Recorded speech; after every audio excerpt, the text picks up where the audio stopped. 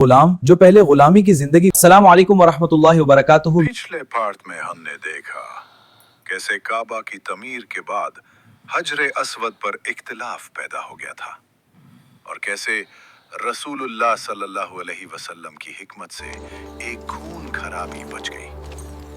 لیکن یہ واقعہ صرف ایک فیصلہ نہیں تھا، یہ رسول اللہ صلی اللہ علیہ وسلم کے کردار کا ایک چھوٹا سا جھلک تھا، ایک ایسا کردار جہاں رحمت، محبت اور انسانیت ہر فیصلے میں نظر آتی ہے۔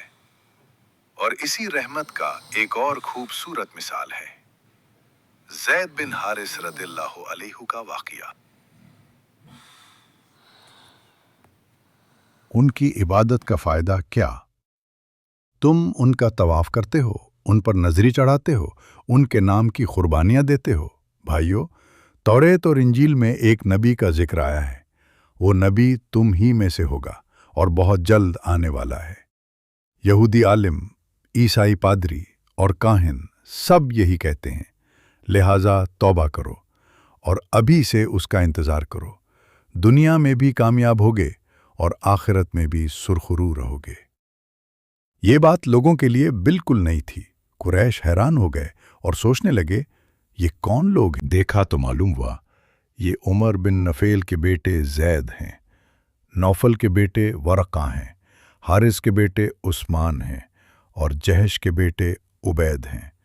یہ چاروں اپنی قوم کے معزز لوگ تھے، لوگ ان کی عزت کرتے تھے، سب جانتے تھے کہ یہ دین ابراہیمی کے پیروکار ہیں۔ انہوں نے شراب اور جوا چھوڑ دیا تھا، بت پرستی سے سخت نفرت کرتے تھے، اور بچیوں کے لیے یہ لوگ سراپا رحمت تھے۔ اگر سنتے کہ کوئی شخص اپنی بیٹی کو زندہ دفن کرنے جا رہا ہے غربت یا خوف کی وجہ سے، تو فوراً جا کر اس بچی کو بچا لیتے تھے اور خود اس کی پرورش کرتے تھے۔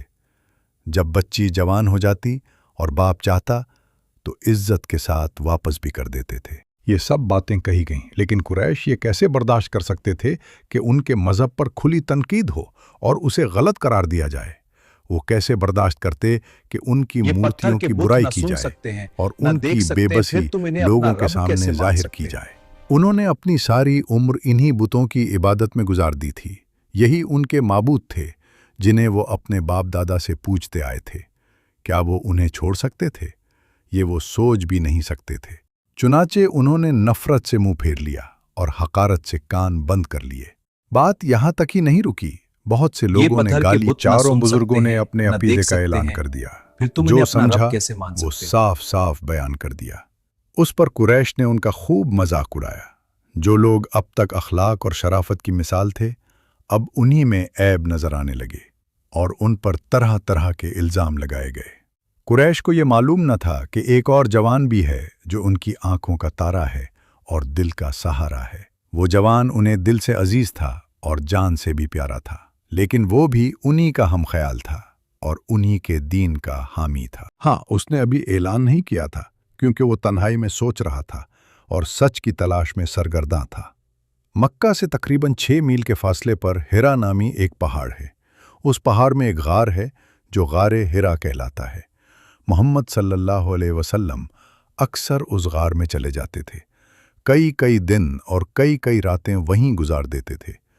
جس سچ کی آپ کو تلاش تھی اسی پر غور کرتے تھے اور جس حقیقت کی آرزو تھی اسی کی جستجو میں رہتے تھے۔ جب رمضان آتا تو آپ بالکل یکسو ہو جاتے، دن رات غار ہرا میں رہتے، اور جب غار سے واپس آتے تو سب سے پہلے کعبہ جاتے اور اس کا طواف کرتے، پھر آپ گھر آ جاتے اپنے بچوں کے پاس۔ بی بی خدیجہ پیار سے پوچھتیں، محمد خیریت تو ہے؟ آپ مسکرا کر فرماتے، ہاں اللہ کا شکر ہے۔ پھر بچے آپ کو گھیر لیتے، جو بہت چھوٹے ہوتے وہ آپ سے لپٹ جاتے اور جو بڑے ہوتے وہ باتیں کرتے، معصوم انداز میں پوچھتے، ابا جان آپ کہاں تھے؟ ہم بھی آپ کے ساتھ چلیں گے؟ آپ انہیں گود میں اٹھا لیتے، پیار کرتے، محبت سے سر پر ہاتھ پھیرتے اور نرمی سے کہتے، اچھا تم بھی چلنا۔ آپ کچھ وقت اپنے بچوں کے ساتھ گزارتے، ان کی باتوں سے خوش ہوتے، ان سے ہنس بول کر دل کو سکون ملتا، پھر دوبارہ غار ہرا لوٹ جاتے۔ لیکن یہ خوش لمحے زیادہ دیر قائم نہ رہ سکے۔ آپ کے سب بیٹے ایک ایک کر کے اللہ کو پیارے ہو گئے۔ قاسم، طیب اور طاہر سب دنیا سے رخصت ہو گئے۔ غم پر غم آتا رہا، لیکن آپ صبر کرتے رہے۔ بچپن میں یتیمی کا دکھ دیکھا، جوانی میں اپنے بیٹوں کا غم سہا۔ اب صرف آپ کی بیٹیاں رہ گئیں، 4 بیٹیاں، زینب، رقیہ، ام کلثوم اور فاطمہ۔ زینب جوان ہوئیں تو ان کی شادی ابوالعاص سے کر دی گئی، وہ بی بی خدیجہ کے بھانجے تھے۔ پھر رقیہ اور ام کلثوم کی شادی عقبہ اور عتیبہ سے کر دی گئی، یہ دونوں ابو لہب کے بیٹے تھے۔ اب آپ کے پاس صرف فاطمہ رہ گئیں، سب سے پیاری فاطمہ۔ آپ بیٹوں سے تو محروم ہو گئے، لیکن قسمت سے 2 بچے مل گئے، بہت ہی ہونہار، سعادت مند، لائق اور وفادار۔ چنانچہ اب وہ دونوں آپ کے بیٹے تھے اور آپ ان کے باپ۔ بی بی خدیجہ کے ایک بھتیجے تھے، حکیم بن حزام۔ ایک روز بی بی خدیجہ ان سے ملنے گئیں، واپس ہوئیں تو ایک غلام بھی ساتھ لائیں۔ غلام بہت ہی خوبصورت اور ناز و نعمت کا پروردہ تھا۔ آپ نے فرمایا، یہ کیسا لڑکا ہے خدیجہ؟ وہ بولی، وہ حکیم میرے بھتیجے ہیں، شام سے کچھ غلام لائے تھے، ایک مجھ کو بھی دے دیا۔ آپ نے فرمایا، بخدا اس کے چہرے پر شرافت کی چمک ہے، عقل و ذہانت کے بھی آثار ہیں۔ وہ بولی، کہا جاتا ہے کہ یہ بہت ہی ناز و نعمت کا پلہ ہوا ہے۔ اتفاق سے بنی خین کے ہاتھ لگ گیا اور انہوں نے اسے حباشہ کے بازار میں بیچ دیا۔ آپ نے غلام کو بہت ہی پیار اور محبت سے دیکھا، پھر پوچھا، بیٹے تمہارا کیا نام ہے؟ وہ بولا، میرا نام زید ہے۔ آپ نے فرمایا، سلسلہ نسب کیا ہے؟ اس نے جواب دیا، میرے والد کا نام حارثہ، دادا کا نام شرحبیل اور پردادا کا نام کعب ہے، اور میری ماں کا نام سعدی ہے، وہ غلبہ کی بیٹی ہیں اور قبیلہ تئی سے ہیں۔ آپ نے بی بی خدیجہ سے فرمایا، کیا اب یہ غلام میرے ہیں؟ وہ بولی، ہاں ہاں کیوں نہیں، چچا کے بیٹے، یہ تو آپ ہی کا ہے۔ آپ نے اسی وقت غلام کو آزاد کر کے اپنا بیٹا بنا لیا۔ پھر اس کے ماں باپ کے پاس ایک آدمی بھیج دیا گیا تاکہ انہیں اطمینان ہو جائے کہ ان کا بیٹا خیریت سے ہے۔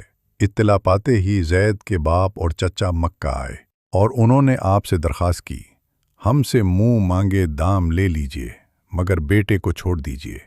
آپ نے فرمایا، اور کوئی شکل؟ وہ بولے، وہ کیا؟ آپ نے فرمایا، میں زید کو بلاتا ہوں اور اس کی خوشی پر چھوڑ دیتا ہوں، اگر وہ تمہارے ساتھ جانا پسند کرے تو تم اسے لے جاؤ، مجھے دام دینے کی بھی ضرورت نہیں، لیکن اگر وہ میرے ساتھ رہنا چاہے تو پھر میں بھی اسے نہیں چھوڑ سکتا۔